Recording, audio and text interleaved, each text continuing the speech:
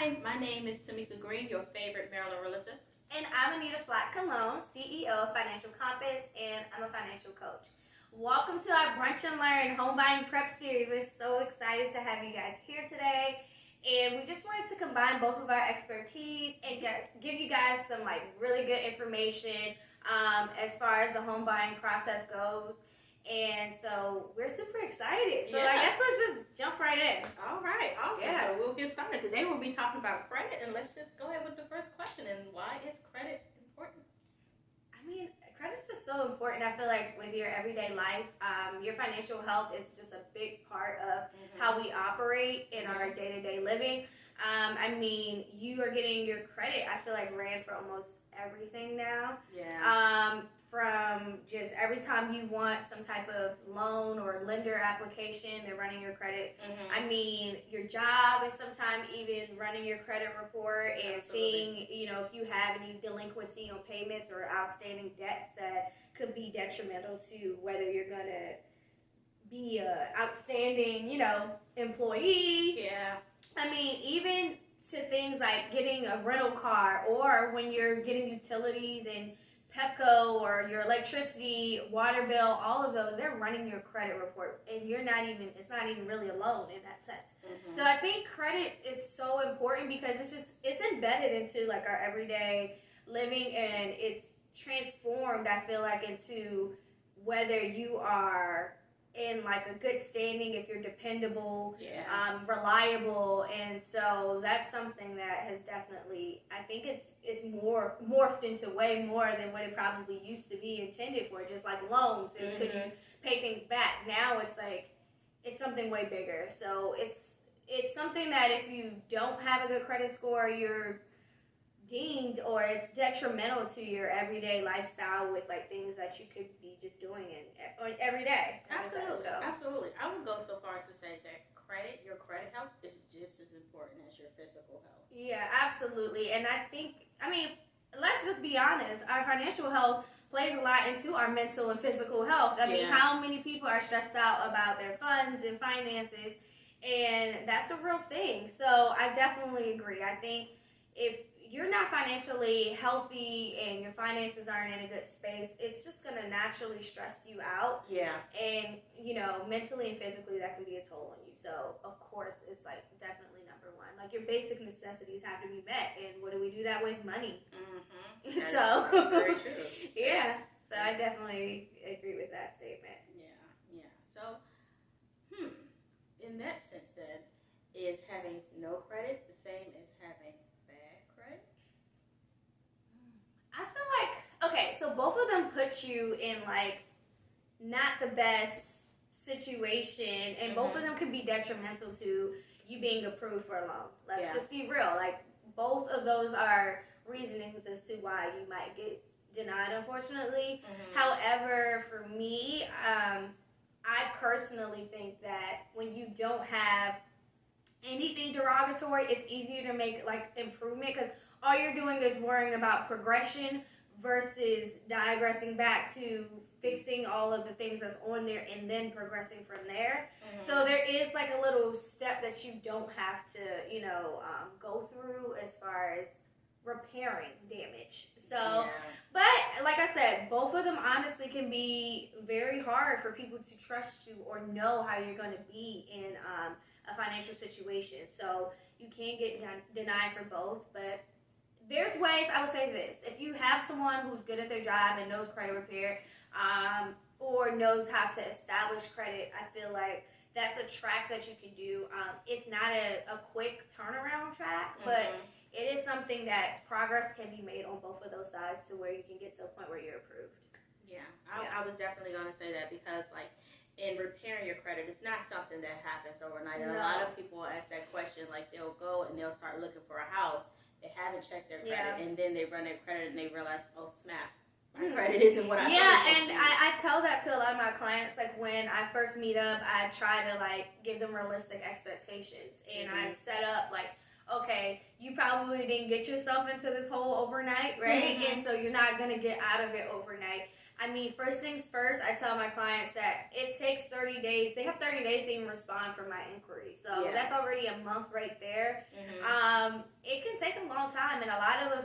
have to dispute over and over and over again. Yeah. So it's just part of the process, and you have to be patient with it because it can be resolved, but you dug yourself in this hole, and unfortunately, you have to be patient to get yourself out. And even, honestly, sometimes that's why I go back to your last question. Even if you didn't dig yourself in a hole, you just have no credit. It still takes a while to build that credit.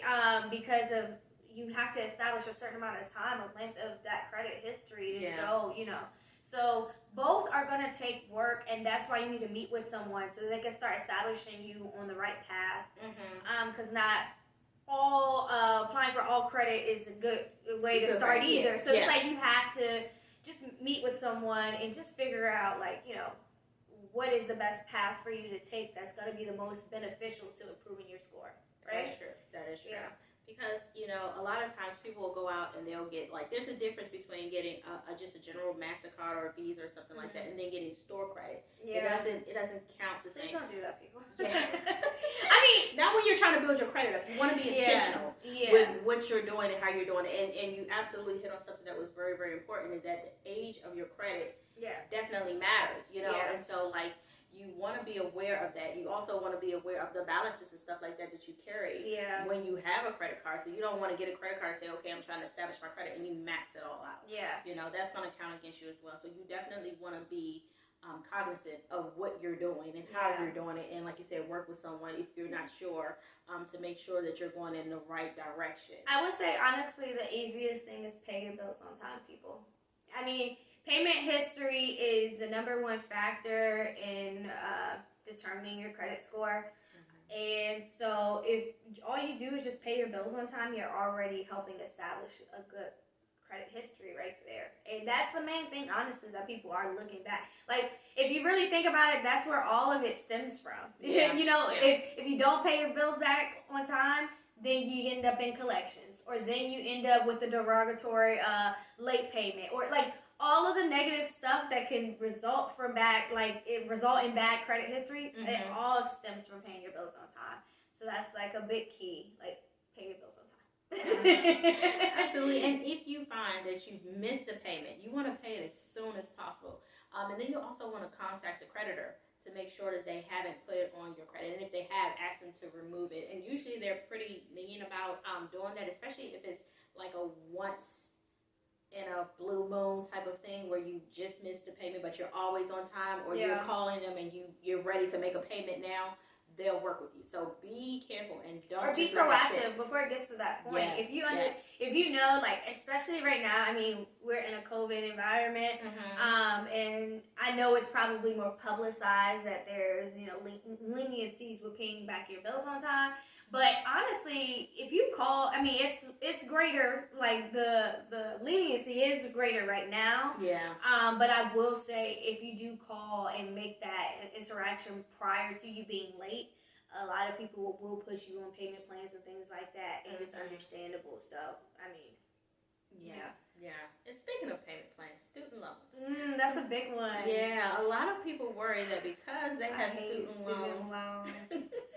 They won't be able to get a mortgage. I know. Okay, that's false. I mean, to a certain extent. I will say that, I have student loans, I have a house, so it's possible and it's doable. What I will say is, okay, with student loans, it really can weigh heavily on your debt to income ratio, and that's the real big thing right there, people. So if you're making payments on your student loans and you're paying them down, it actually can help you build good credit in that aspect. However, it's like the people who have significant amount of student loans, like that over 50K, 100K, like those types of loans, and then their income is not matching to offset that. It is really hard for lenders to look and say, okay, I think she can now handle, or he can handle a mortgage on top of that, right? Because your debt is going to increase by, say you had 100K in student loans and then you want a 300K mortgage, that's 400K now that you have total in debt, okay? So can you really realistically maintain that is what they're worried about. So if you do have student loans, my biggest thing that I would advocate for you to do is just try to pay them down very aggressively as much as you can. Especially right now, while there's 0% interest rate on federally backed loans. Pay, like, keep paying, you know, pay or something. double pay if you can. But try to get it down as much as you can. But I will say, if you're in, like, depending on what you make, depends on how much maybe flexibility you'll have in that range of how much your student loans can be. So I don't want to give out figures, but it does help calculate your debt to income ratio. I would just say try to aggressively pay, you know, them off as much as you can. And I do think if it's not like a crazy significant amount of student loans, you can definitely get into the home of your dreams. I definitely do agree with that. I definitely would say so too. I think it's just the norm now. I mean, they're expecting people to have student loans. I feel like at this point, most people do. A lot of people cannot afford $20 grand a No. year, or more. So I mean, they're expecting it. So I think that's actually one of the debts that they're kind of a little bit more forgiving on. You know. So it's looked at it a little differently. Yeah. That is debt. Don't get me wrong. But it's not going to prohibit you from being able to get. It's different than you got $50K in loans versus you have a $50K car loan. It's that or $50K Macy's card. It's like, oh my goodness, Macy's you not really even went 50. shopping. I mean, I'm just saying, you know, you got a whole house. You could have like 5 on Macy's, 10 on Nordstrom's, or you know, and don't do that. Honestly, people, like I say, you need to have a credit card. Actually, I definitely advocate for that. But 2 to 3 is enough. You don't need a crazy significant amount of credit cards. Absolutely. And if you're looking to build your credit, even or reestablish your credit, looking to get a secured credit card. That's always what I advocate people for who either don't have any credit or have bad credit at that moment. If you have decent or good credit already, you can go ahead. I will feel comfortable advocating for you applying for different credit cards, because I would feel like it wouldn't be a ding for no reason. You could potentially get approved because of, you know, what score range you're in. But if you're in a lower range, most likely either they're not going to approve you or going to have a crazy interest rate. So I always say start with secured if you're unsure. Build your credit up and then go from there. So, quick question. Well, maybe not quick. It depends on how you answer it. Mysterious. Credit karma. Okay. How do you feel about Credit Karma? You know what? So many people beat down on Credit Karma now. When they loved it at first. Okay, see, Credit Karma is not the enemy, guys. I hate that everybody is like, either it's like they really love Credit Karma, or they really are like, Credit Karma ain't the right score. Okay, and I think there's so many different facets that can go into that. And, okay, so one, I will say there's 2 different scores that you might be talking about, right? So Credit Karma, okay, first, back up. So when you're talking about credit score, people, I think, automatically think, okay, I'm talking about FICO. And that's not the case. There's 2 different popular credit score calculation methods, and that's the Vantage 3.0 is what most people are using. I think it's at a 4.0 too, but most people are still using 3.0. And then there's your FICO score, right? So you have a Vantage score and you have a FICO score. So you have to be mindful that Credit Karma is actually not steering you wrong and saying, because they never advertise that they're giving you your FICO score. They're actually, if you read the fine print, and I think that's a thing. Honestly, that's a good tip. So whenever you're wondering which score I'm looking at, try to read the fine print. Because normally, if they're just saying, we give you a free credit score, it's probably Vantage. Most of the time, the ones who are giving you your FICO, they say FICO score. So that's one thing. The difference in credit scores could be like, you're comparing maybe your Vantage score to your FICO score, which I think the one that they mostly compare to is probably Experian. That's the most popular other one, right? So Experian doesn't claim to use your Vantage score. They're using your FICO score. So automatically right there, you're going to see a discrepancy, right, in points. So that's that. Secondly, okay, so here's the thing. Vantage, Credit Karma, right? They are using your Vantage score, and then on top of that, they actually are only using 2 out of the 3 bureaus, right? They don't use Experian. So the thing is that if you have more derogatory things on your Experian report that might not be on TransUnion or Equifax, then it's automatically going to seem like your score is boosted, right? Because it might not be calculating in all of the other things that could be found on just who that could have been reported directly just to Experian by being on the other ones, right? So that also can be the difference in score. And 3, it's like some people are comparing it to results that they got from maybe a lender. Like my Credit Karma told me it was 800, but when they pulled it, they gave me the report back, right? And it said 750. Okay, well, they could be pulling your FICO score, and then not only just that, FICO scores has 2 entities even within there, right? So they have an industry-specific one. And then that one has a whole nother criteria range as far as, I think they're from 350 to 850. No, that's their standard. Your base is from 350 to 850. I think they go extended to 900. And so that's the thing. They are looking at different credentials and different range. So it might be a little difference in your score if you got your credit report pulled from like a mortgage company or car loan. Because they might be getting the industry-specific FICO-based score, right? Absolutely. And so that also is going to cause some differences. But I will say, in regards to the 2, it's sometimes like maybe like a 30-point difference from your Credit Karma to what your FICO score might be. So just be mindful. But all in all, just if you have, it's a good gauge. I would say that. Use it as a tool. Use it as a tool. I mean, even the ones that I get like for free on my credit card or something like that, I just go in and check them sometimes. Just to gauge what the ballpark range is. And if you're in the good ballpark range, then you don't really have to worry about as much. If you're lower on the spectrum, then those 30 points can be detrimental on if you can get approved or not. So you want to you want to keep eyeing on that. So that's a good point. That between the 2 is that using Credit Karma gives you a generalization, and it's okay to have a generalization if your credit score is a certain score. If you're in the high 7s and 8s and stuff like that, do you really care if your score is like 20? No, you really don't. You're going to get approved. If you're at the lower 6s, that can, and you're right on the cusp, it will make or break you. And then also, you want to make sure that you are looking across all 3 bureaus, because you touched on that a little bit. Some things can be reported on Equifax that aren't reported on TransUnion. So you want to make sure that when you are pulling your credit, that's the first step. First step should be pull all 3 credit reports and see what's on there. And then from there, that's really how you can make your progress as to what is your action plan. You can't really know what direction you need to go or what you need to work on if you don't even know where you're at currently. Absolutely. That is very true. So with that, I guess mortgage related. So what's a good range or something? What do you think is a good range for? So I would say it depends, right? Most people nowadays are going to be looking for a FHA loan, right? You're not necessarily either that or conventional. You do have VA loans, but of course you have to be prime minister.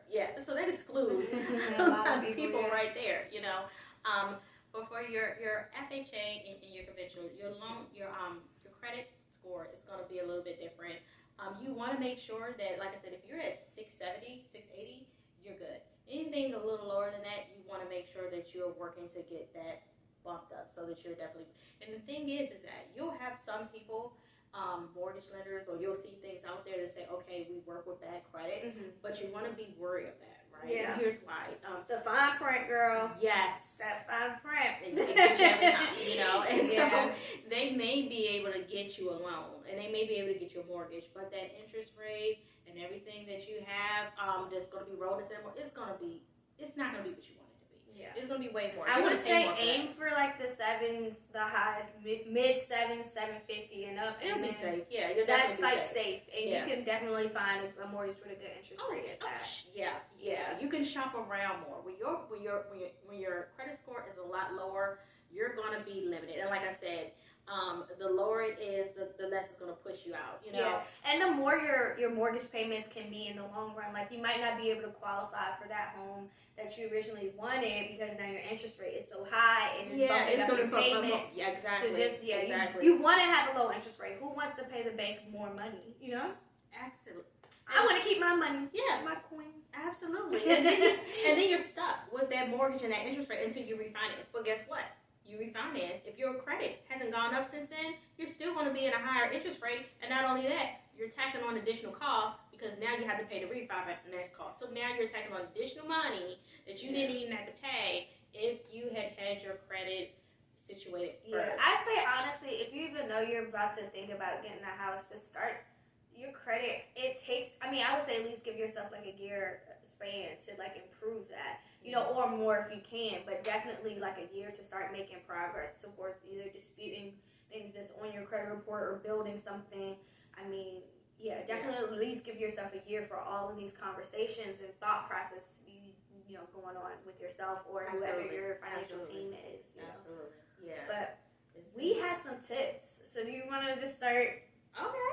Sure. Those? Let's give a couple tips. Yeah. All right. So as we were talking about the mortgage a little bit, I wanted to highlight to you guys that there is a difference between being pre-qualified and being pre-approved. Yes. So this is really good. Yeah. So when you are pre-approved, it's just saying that hey, you can get a mortgage. You want to be pre-qualified, and what you're doing is you're giving them additional documentation. They're saying, okay, I'm absolutely sure that this person, barring, let me say that real quick, that you don't go and get any additional debt between you getting that pre-qualified they will and closing on your loan. But so much paperwork. Yes. So if you never did it. Yes. So if you don't do that, guys, and you say, okay, I'm pre-qualified, I've submitted my pay stubs, I've submitted my bank statements, my taxes, and all that good stuff. All the other written documentation that they randomly ask you to explain on what you spent money on. Don't make large purchases either, even if it is your money and it's like from your account. No. This doesn't even go. This goes beyond like credit cards. Like don't make large purchases. No anything. You want to stay where you are. You want to increase your savings or anything else. You don't want to decrease it dramatically. So as long as you stay within the realms of when you got that pre-qualification, you're good to go. You can go ahead there. Of course, they will require you to update that documentation as you get closer to closing and stuff like that. But you're pretty good to go. And that looks a little stronger for you when you're going and you're shopping around for a home with your realtor, maybe me. And she's great, guys. She is my realtor, so I recommend her. Oh, thank you. When you're looking for your home. So that's my first tip. Second tip. When you go looking for a mortgage and you're shopping around for a lender, be sure to do all of your inquiries at one time within the 14-day period. Yeah. And let me say that again because I may have confused you.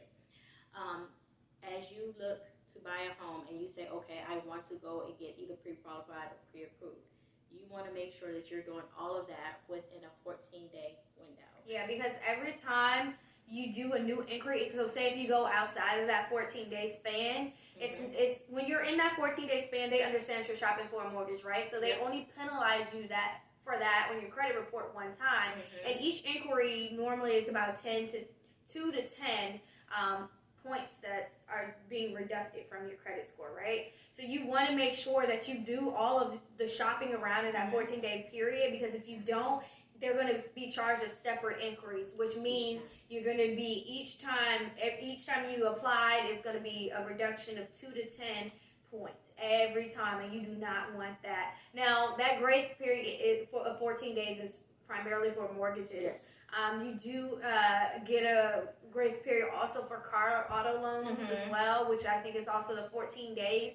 Credit cards, you don't, not so much. I don't care if you do a mass application, you're going to get charged for every time. So those are things to be mindful of. Absolutely. And why is that important? That is important because if you are just, like we said before, on the cusp of being within the range of having the credit to be able to qualify for a certain mortgage product, you having those inquiries on your credit every time is lowering your score. And so now you no longer qualify. Potentially, Yeah, potentially. So that's why. I mean, even if you don't want all those inquiries on, they take 2 years to fall off, by the way. So it's like, you don't want that dragging down your score, you know, you just don't, especially when it's unnecessary. You have a window, so let's, use your window, and that's the best thing, I would say. I guess with transition, I would say one of my tips is what I did. I froze my credit. Okay. Yeah. I put a credit freeze on my account, and the reason why I say this is because throughout the mortgage process, you have so many people who are running your credit, and you just want to make sure that the people who are actually running your credit are people who you authorize. So that's all that is doing, is putting a little extra protection for you, that people aren't just running your score and you're not aware. Honestly, I would say do this as well if you're car shopping too, because car salesmen love to ask for your little information and they don't tell you that they're running your credit. Yeah. So that's one thing that I would say. I learned this lesson the hard way. I was applying for a grant, and that's another thing. When you're applying for maybe additional funds or things like that, they're all running your credit report. Like going back to the beginning of this video, right? Yeah. Everybody's running your credit score for every little thing, and you do not want that happening in the mortgage process, especially at that point. I had already been pre-approved, and I didn't want anything to be detrimental to me losing my home that was already in the process of being built, and then I would be screwed. So put a credit freeze on your account, especially during this process, because like I said, you just want to be careful that people are contacting you and you're fully aware of everybody who is running your credit. The next thing, I would say the next tip would be payment history. I can't stress this enough. For your Vantage score, it's 40%. For your FICO score, it is 35%. As you can see, that's the top #1 factor for both of those. If you can, make double the payments or pay more off than your minimum payment is ever, always try to pay more than your minimum payment if you can, because it always looks good. It lowers your debt to income ratio every time, and it also improves your credit score. The quicker you start paying off debt, it starts looking really good. It boosts your score very quickly. And then the next tip I would say is credit utilization. That's like the #2 factor, right? Yeah. In calculating your credit score. So what you want to do is always make sure that for any credit card you have under 30%, right? Utilization. You say, okay, how do I calculate that? So an easy way to calculate that is you do your credit card balance divided by your overall credit card limit, right? Okay. So if you do that little simple fact and it's under 30%, then you're good. Of course, the lower is always the better, but definitely don't go over 30. Please don't do it. Don't max out your credit cards, people. It will hurt you. I promise you. That is, like I said, the #2 factor. Absolutely. And then just piggyback on something real quick. Don't close your credit cards. Length of credit is very important. Yes, and I think we touched on that a little bit earlier about the age of your credit. But once you pay those things off, and as you try to reestablish your credit or whatever, don't close the credit. Keep it open. Just don't use it. You don't have to use it because it's there, but don't close it because the age of your credit. Cut it up and throw it away or shred it, whatever. But you don't have to. Don't keep it in your wallet. That's the best way. Well, I think that's all for our tips. However, we are starting a Facebook group, guys, and we're super excited for this because we're going to be doing more conversations like this. We're going to have posts. We're going to be sharing a lot of good information there, and we're just going to all be each other's, accountability partners. We're here to help you. Absolutely. It's going to be great, and it's called My New Home. Be sure to send that invite. You don't wait. If you're in the process of looking for a home or you think you're going to be in the near future, this is the time to start now. Even if you don't think you're ready today, this is the time to start. If you ever even think you want to be a homeowner, right? I was about to say that. Even if it doesn't have to be near future. If you know within your future that you want to get a home, join the group and get encouraged. And who knows, it might boost up your timeline for when you even want to get a home. So I'm telling you, join. It's going to be really good content. It's going to be a lot of good interaction, good people, good vibes. And we're all here to be a team to literally put you in your new home. And we are just so excited. We hope you really enjoyed this brunch. We hope you had your mimosa ready. Absolutely. And we're going to do 3 more sessions like this that's going to cover different topics. But we are just so excited that we had you today, and Absolutely. we look forward to talking to you more. So, bye, guys. Bye. See you next time.